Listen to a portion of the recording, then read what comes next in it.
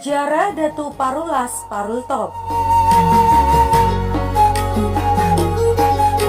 Kurang lebih 550 tahun yang silam, atau sekitar tahun 1560, seorang pemuda yang bernama Datu Parulas Parultop yang berasal dari Samosir, keturunan marga Nainggolan, tanpa rencana dan tanpa disadari, akhirnya beliau tiba di Parlilitan, tepatnya daerah Sionom Hudon. Keseharian beliau adalah marultop ke hutan atau berburu burung, babi hutan, dan binatang-binatang lainnya. Ultop terbuat dari bambu yang kemudian ditiup.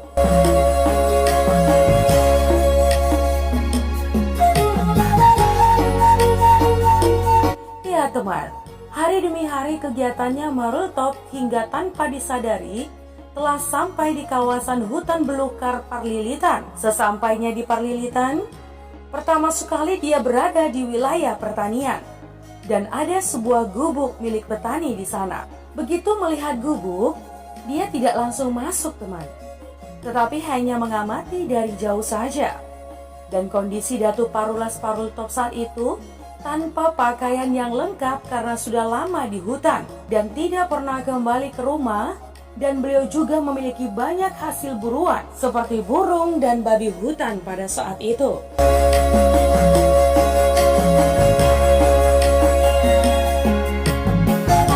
Suatu ketika, Datu Parulas Parultop melihat penghuni gubuk berangkat ke ladang. Disitulah Datu Parulas Parultop masuk ke gubuk, dan di gubuk itulah dia menyantap hasil buruan, juga memakai pakaian yang ada di gubuk tersebut.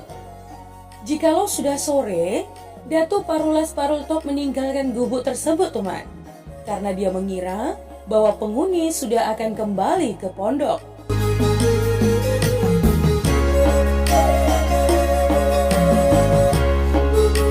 Sesampainya di gubuk, penghuni merasa heran karena ada daging hasil buruan yang ditinggal Datu Parulas Parultop, serta letak pakaian mereka berubah tempat karena selama di gubuk, Datu Parulas Parultop memakai pakaian yang ada di situ teman. Ketika kembali ke hutan, dia meninggalkan pakaian tersebut.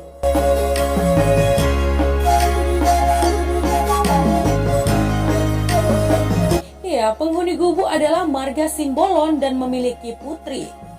Walaupun Simbolon merasa ada yang berubah, tetapi dia tetap beranggapan positif tentang hal tersebut teman. Demikianlah yang terjadi antara mereka selama beberapa hari. Tidak saling tahu antara Datu Parulas Parultop dan Simbolon.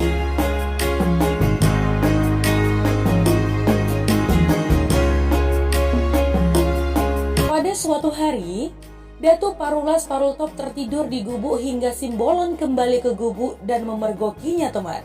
Akhirnya mereka bertatap muka.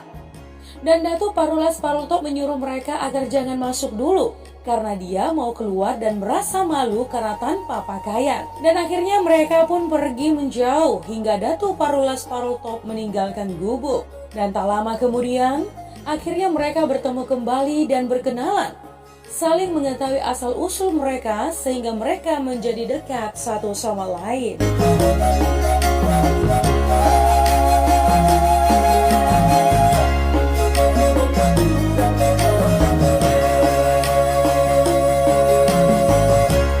Masa itu di daerah tersebut sering terjadi perang antar daerah, termasuk Simbolon juga sering terlibat di dalamnya. Kemudian Simbolon menawarkan agar Datu Parulas Parultop bisa ikut membantu teman, dan ia berjanji kalau mereka menang maka putrinya akan dinikahkan dengan Datu Parulas Parultop. Perang pun terjadi.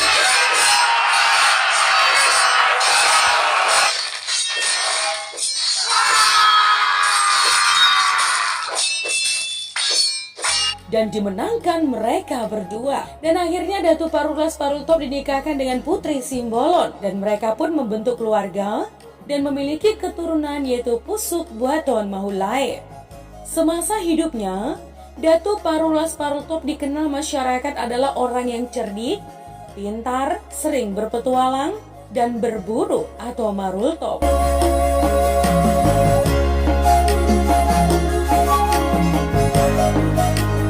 Iya teman, Datu Parulas Parultop menikah hingga sebanyak 9 kali. Istri yang pertama, Boru Simbolon, mempunyai 5 orang anak. Tuan Panalingan, Mogok Kualu, Tuan Apir, Boru Sumangge, Boru Nahunik.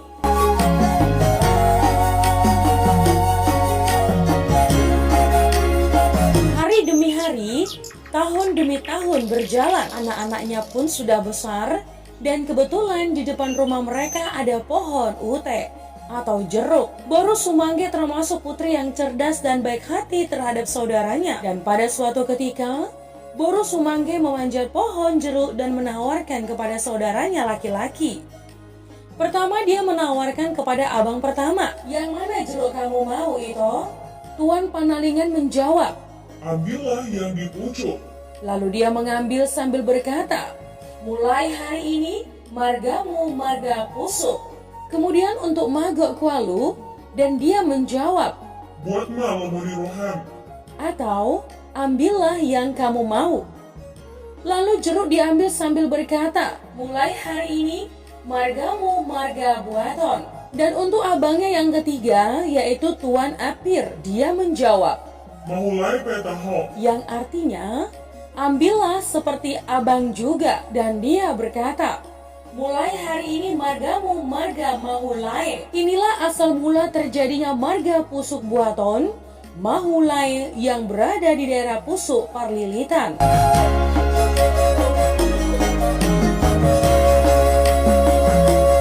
Boru Sumangge menikah dengan marga Hasugian, si Raja Tunggal, dan Boru Nahunik tidak menikah.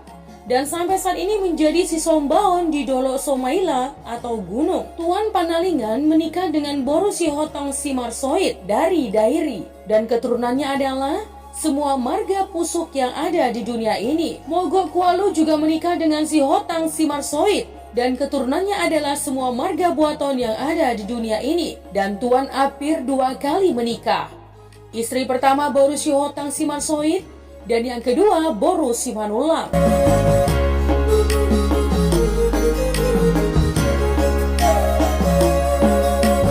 Datu Parulas Parultop tiada hari tanpa berpetualang atau marultop dan perang. Dalam perjalanan terakhirnya di daerah perdagangan, pada saat itu juga terjadi perang di daerah tersebut. Datu Parulas Parultop salah satunya pemimpin perang.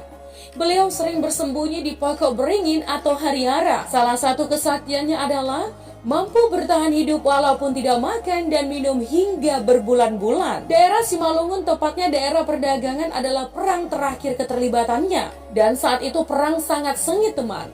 Beliau pun sering bersembunyi di goa, tepatnya di bawah pokok hariara tersebut. Karena sudah berbulan-bulan bersembunyi di goa tersebut, hingga akar beringin menutupi goa dan Datu Parulas Parultop tertutup di dalamnya, dan akhirnya meninggal.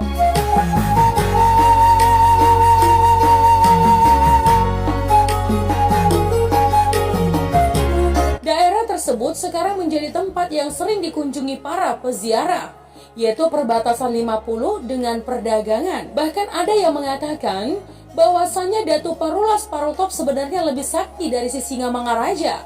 Datu Parulas Parultop adalah sebagai tokoh atau pendiri yang membawa marga Nainggolan Lumban Raja.